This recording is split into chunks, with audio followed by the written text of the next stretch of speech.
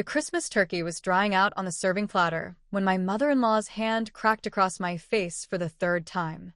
Rachel and I had been going back and forth for nearly 15 minutes before Eleanor set down her wine glass with a deliberate thud. "Sarah," she announced, her tone slicing through the soft jazz playing from the den, "you will apologize to your sister-in-law right now."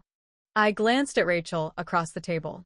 There were 12 of us squeezed into Eleanor and George's crowded dining room, surrounded by half-empty casserole dishes and untouched gravy boats. My daughter Lily, barely 4 years old, had her eyes fixed on a delicate porcelain angel hanging from the miniature Christmas tree behind her chair. I caught her small hand just before she could grab it. "I've got you, sweetheart," I whispered, pulling her back gently. Rachel leaned forward with a smirk. "You always think you have everything under control." I met her stare. "Excuse me? You heard exactly what I said." My husband Mark shot me a warning look from beside Lily. "Sarah," he said softly. "One word, but I knew what it meant. Let it go. Don't make this worse." For 12 years, that had been Mark's survival strategy with his family. Keep your head down. Don't engage. Let Mom have her way. It worked beautifully for him. It made me a target. "I was watching her," I said, turning back to Rachel. "That's exactly why she didn't touch it." Rachel rolled her eyes. "There you go again." "There I go doing what?" I shot back. Eleanor's voice cut through like a blade. "That's enough." Rachel was only trying to offer constructive feedback. "No, she wasn't," I said quietly. The table fell completely silent. Eleanor fixed me with that familiar stare, the one that had always made me back down. But not tonight. Tonight, I was done retreating. "Sarah, you're humiliating yourself," she declared. "I'm sitting here having a conversation," I replied. Rachel insulted my parenting, and I responded. "She made an observation," Eleanor countered. "You're creating a scene in my house." Rachel pushed her chair back with a loud scrape. "This is exactly why nobody can say anything to you." "If you have something to say about my daughter," I said, "say it directly." Eleanor's voice turned icy. "Apologize." "No." George tried to intervene. "Eleanor, maybe we should just focus on the meal." Nobody listened. Eleanor rose from her seat and walked around the table. I thought she was heading toward Lily. Instead, she stopped directly in front of me. "You have been a disrespectful presence in this family since the day Mark brought you home." I stood up. I refused to let her tower over me. "I am not apologizing for defending myself." The first slap came without warning. My head snapped sideways, and for a moment, all I could see were the blurry Christmas lights. Someone gasped. "Mom," Mark shouted. Then a second slap. And a third. Not dramatic movie slaps. Just fast, brutal, humiliating hits from a 67-year-old woman who believed she had every right to put her hands on me. "You're nothing," she hissed, her voice shaking with fury. "My son deserved so much better." Mark's chair scraped back. Then Eleanor pointed past me, not toward the door, but directly at Lily. "Take that trash and get out of my house." Everything stopped. Lily didn't understand what trash meant. But she understood her grandmother was screaming. She understood her mother had been hit. Her little face collapsed, and she burst into tears. "Mommy." Mark was already moving, grabbing Lily's coat from the back of her chair. He took my hand. "We're leaving," he said, his voice leaving no room for argument. Eleanor looked stunned. "Mark, don't be absurd." He kept walking. "Mark," I said no. He didn't stop. I scooped up Lily, and she buried her wet face against my neck. George called out, "Eleanor, that's enough." But it was far too late. Nobody followed us outside. The freezing air felt like medicine on my burning cheek.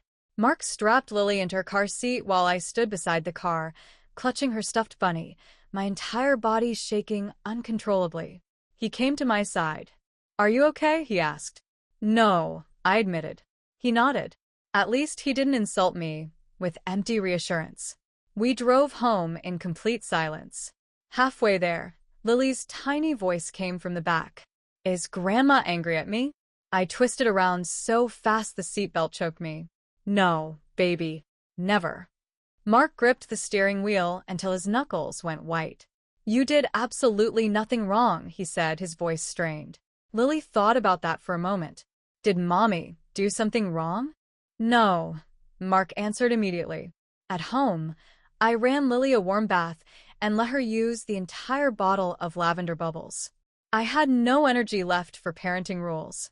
Within 10 minutes, she was happily sailing a plastic mermaid through mountains of foam. Children have an extraordinary ability to recover. I didn't. I came downstairs to find Mark in the kitchen, phone pressed to his ear. I stopped in the hallway. No, Dad. This isn't just another family disagreement. Long pause. She hit Sarah, Dad. Another pause. 3 times. His voice cracked on the next sentence. She called our 4-year-old daughter garbage. I leaned against the doorframe, watching. He listened for a while, then said something that didn't make any sense. Tell her everything. He hung up. Tell her what? I asked. He turned to me. About the house. The house. I stared. What about the house? I'll explain, he said. I crossed my arms. That phrase has not had a great night, Mark. He gave a weary nod. Fair point. Before he could continue, I asked the question burning in my throat. Why did it take this? He knew exactly what I meant. Sarah? No. I'm grateful you left with us. I truly am. But why did your mother have to physically attack me before you finally stopped telling me to stay quiet? He sank into a chair. I don't know, he muttered. Yes, you do, I said. You just don't want to admit it yet. We sat in heavy silence. About 2 hours later, Lily was asleep on the couch under her favorite blanket, and I was eating cold toast for Christmas dinner. Mark's phone rang. George. Dad, Mark answered. I watched his face transform as he listened. George spoke for maybe 30 seconds. Then Mark closed his eyes. All right. He hung up. What happened? I asked. He rubbed his forehead. My mother just found out. Found out what? About the house. About Dad's gift money. He glanced at Lily. And that after what she did tonight, she doesn't get to decide when she sees Lily anymore. That caught my attention. I had thought Christmas dinner was the explosion. I was starting to realize it had only been the spark. Mark didn't explain everything that night. Lily woke up crying around midnight, and Christmas dissolved into a blur of warm milk and cartoons. But the next morning, while Lily played with the few presents we'd managed to salvage, Mark finally told me what George had said. Mom knows about the gift, he said. I looked up from wrapping paper. And she knows about the house. That landed differently. We'd been renting a cramped 2-bedroom townhouse for 6 years. Beige carpets, blocked drains, a tiny yard. We weren't poor, just carefully saving every possible dollar for a down payment. Eleanor had never respected that. She had opinions about our rental, my career, our car, and whether Mark was thinking about the future. Once, she watched me set my purse on a chair and remarked, "Well, there goes another piece of your dream home." The purse was 5 years old and cost $25 at a clearance sale. I'd laughed then. I'd laughed at a lot of things I shouldn't have. So, what exactly did your father tell her? I asked. Mark sat on the arm of the couch. Everything. That turned out to mean much more than I'd anticipated. George and Eleanor had recently sold their large family home and downsized to a condo. After the sale, George had privately told Mark he wanted to give both him and Rachel equal amounts of money. Nothing massive, but enough to change things. Mark and I had been saving for years. George's gift pushed us over the finish line. We'd found a lovely 3-bedroom house in an older neighborhood. Brick exterior, fenced yard, beautiful hardwood floors. It needed work, but Lily fell in love immediately. She walked into the smallest bedroom, pointed at the old oak tree outside the window, and announced it was hers. We were supposed to close on December 27th. Eleanor knew nothing about it. Dad asked me not to tell her yet, Mark said. You know why? Yes, I said. But I want to hear you say it. He sighed. Because he knew she'd turn it into a battle. There it was. Everyone knew. Everyone adjusted. Everyone navigated around Eleanor. What did she think the money was for? Mostly Rachel. I wasn't surprised. Rachel had been separated from her husband for months, depleting her savings fast. Eleanor had been quietly covering her expenses. George didn't mind helping Rachel. What he minded was the assumption that all the money should just become Rachel's personal safety net. So he split it equally. She thinks I convinced him to give you your share, doesn't she? I said. Pretty much, Mark admitted. Of course she does. Mark's phone buzzed. Mom. He let it ring twice before answering. I could hear Eleanor's sharp, offended voice from across the room. What do you mean, how much? Mark said. Dad gave me what he wanted to give me. Eleanor's voice rose, and I caught one furious sentence clearly. She manipulated him into this. Mark looked at me. For years, that accusation would have earned him a tired eye roll. Now he said, Sarah didn't make Dad give me anything, Mom. Eleanor responded, and Mark's jaw tightened. Then came the line I'd heard more times than I could count. You've changed since you married her. Mark went completely still. Sarah didn't make me leave last night, he said quietly.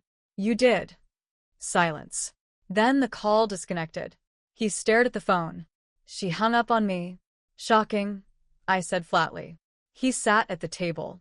I know this doesn't fix anything. No, I agreed. I'm trying. I know. And I did know. He had done the right thing last night, and he was doing the right thing now. But I wasn't going to reward one good day for 12 years of silence. I sat across from him. You were there for me last night, I said. He nodded, relief flickering across his face. Then I continued, but last night didn't start last night. The relief vanished. I wasn't trying to punish him. I needed him to understand the pattern. Families don't learn to single someone out overnight. It's a slow, corrosive process. Before he could respond, the doorbell rang. It was George, looking a decade older than he had on Christmas Eve. He came in quietly, carrying 2 shopping bags. Grandpa. Lily ran to him, and for a moment, his smile was genuine. He'd brought the presents they'd left behind. He sat on the floor with her while she unwrapped a stuffed dinosaur and building blocks. When Lily got distracted, he came into the kitchen. I'm sorry, he said to me. He didn't say for Eleanor, and that mattered. I should have stopped it much sooner. Yes, I said, you should have. He nodded, accepting it without argument. Then he turned to Mark. Your mother wants me to take the money back. I almost laughed. Can she? No, George said firmly. The gift was mine to give. It's done. Then what's the problem? George rubbed his jaw. The lender still needs the final gift letter. I remembered the paperwork. Mortgage lenders require clear documentation for large deposits. George had provided most of it, but one final signed statement was still outstanding. The loan officer emailed it yesterday, Mark said. George nodded. I was supposed to sign it this morning. And Eleanor knows that, I said. Yes. George gave a humorless chuckle.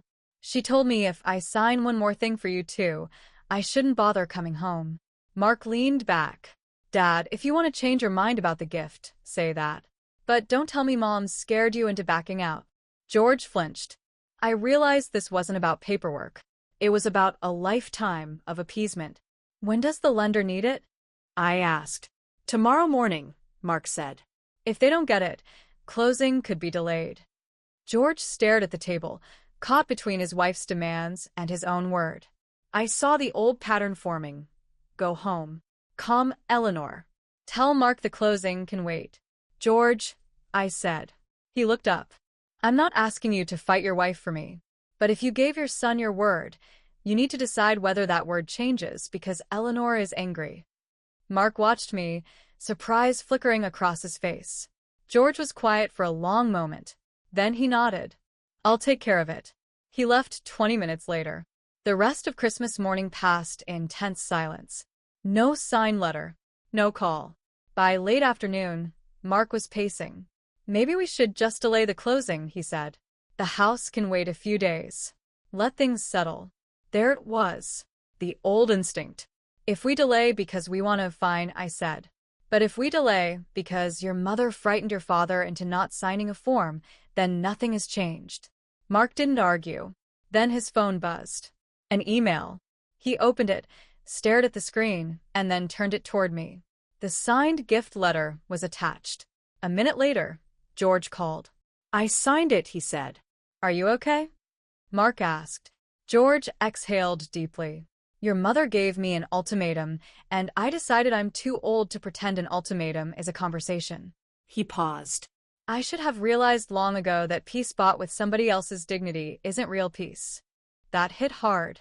It also made me wonder how many other old patterns were still waiting to break. The signed letter made me feel better for about 12 hours. Then the loan officer called. We have the gift letter, but underwriting is still reviewing the file. I can't confirm Friday until they sign off. So, we're not cleared to close? Not yet. What happens if they don't sign off today? We'd probably need to push the closing. Probably. My least favorite word. After I hung up, Mark slid a cup of coffee toward me. Could be worse. That's what people always say right before it gets worse, I said. He almost smiled. Around 11 in the morning, there was a knock at the door. Mark looked through the window. Rachel. Oh, great. He asked if he should send her away, but I told him to let her in. Rachel stood on the porch looking subdued. Can I come in? Depends on what your mother sent you for. She didn't send me, she said. I stepped aside. Mark took Lily upstairs. Rachel stayed standing in the living room. I came to apologize, she said. For which part? I asked. She winced. Christmas. That narrows it down to about 6 different things. She sighed. I should have done something when Mom hit you. Yes, I agreed. You should have. I didn't think she'd actually do that, Rachel admitted. Neither did I. And what she said about Lily was absolutely disgusting, she added. That was the first time anyone besides Mark or George had said it so plainly. Then Rachel ruined the moment. I just wish none of this money stuff had happened at the same time. What money stuff? I asked. Dad giving Mark all that money. He gave you the same amount, I said. That's not the point. It feels pretty close to the point, I countered. She explained her financial situation was a disaster. Her husband had moved out. Attorneys were involved. Her car lease had turned into a nightmare. Eleanor had been promising to take care of her, and Rachel had relied on that promise. Then she learned the money was split equally. I thought there'd be more available for me, she admitted. For you? I said. She looked away. Your father didn't take something from you and give it to Mark, I told her. I know, she said. Then she added something strange. Mom has never really thought this was about the money anyway. What does that mean? She hesitated. Do you remember when Mark turned down Uncle Rick's job? I remembered. It was 8 years ago. Mark's uncle owned an electrical company and offered him a great supervisor position. Good money, but long hours and family politics. Mark said no. Eleanor blamed me. She still brings it up, Rachel said. I know. You didn't tell him to turn it down, she said. No, I didn't. How do you know? I asked. Mark told me, she said. Back then. The air left my lungs. He told you he didn't want Uncle Rick as his boss, I said slowly. He knew they'd end up fighting. And you knew that for 8 years. Rachel's face tightened. I didn't think it would matter this much. Your mother has used that job as proof I'm the villain for almost a decade, I said. I know, she said. Apparently, everyone knew except me. Mark came downstairs. He saw our faces. What happened? Did I make you turn down your uncle's job? I asked. He froze. Rachel stood. I should go. Yes, I said. You should. The front door closed behind her. No, Mark said. No, what? You didn't make me turn it down. Did your mother think I did? Yes. Did you know she thought that? He rubbed the back of his neck. Yes. It was such a small, cowardly thing. I wasn't shocked. I was disappointed. Why didn't you correct her? I thought she'd eventually move past it. She brings it up every Thanksgiving. I know. She told people I was isolating you from your family. I know. She treated me like I took your future away. I know. Those 3 I knows broke something in me. What else? I asked. What else have you let her blame me for? He looked at the floor, not confused but taking inventory. I let you be the target because it was easier than having her mad at me, he finally admitted. He didn't soften it, and I appreciated that. I was a coward, he said. Yes, I agreed. You were. The loan officer called later that afternoon with good news. You're clear for Friday. I felt a wave of relief. The house was moving forward. Our marriage felt less certain. George called to check on the paperwork. You shouldn't have had to worry about this, he said. I've spent a lot of years telling myself Eleanor calms down faster if nobody pushes back. Does she? I asked. No, he said.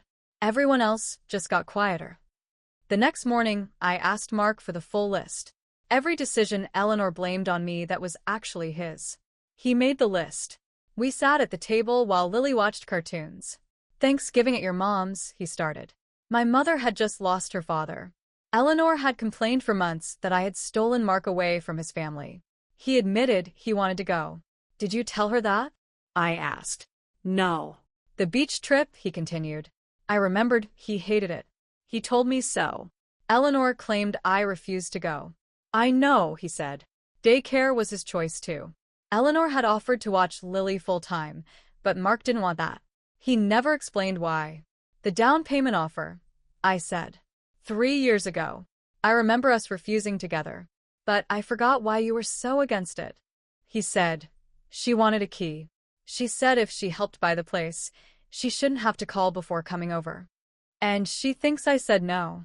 Yes. You let your mother believe I rejected her money because I didn't want her in our lives, I said. Why?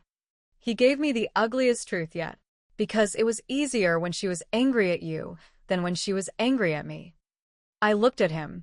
That's exactly the problem, I said. You are just moving the discomfort onto me.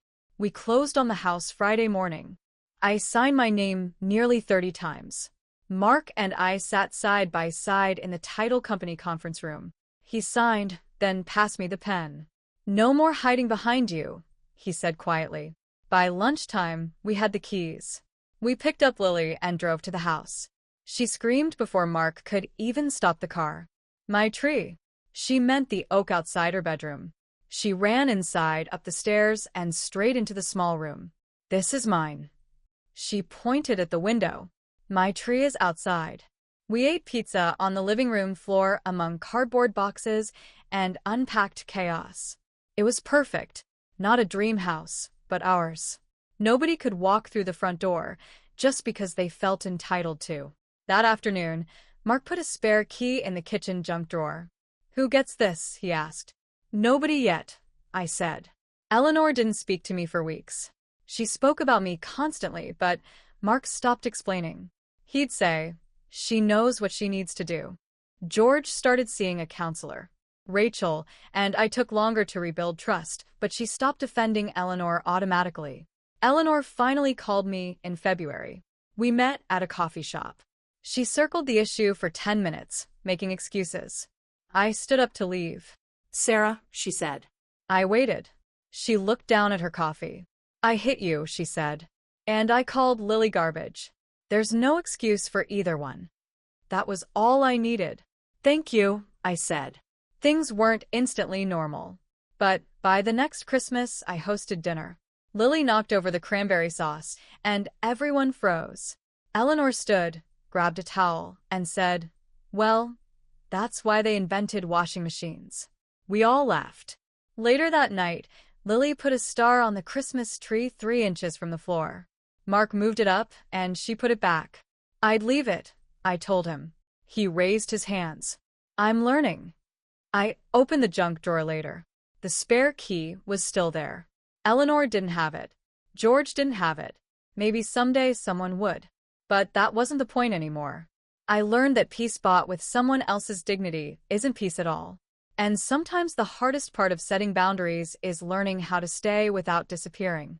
If you found this story familiar, hit like for Zarabell Stories and share your own experience below.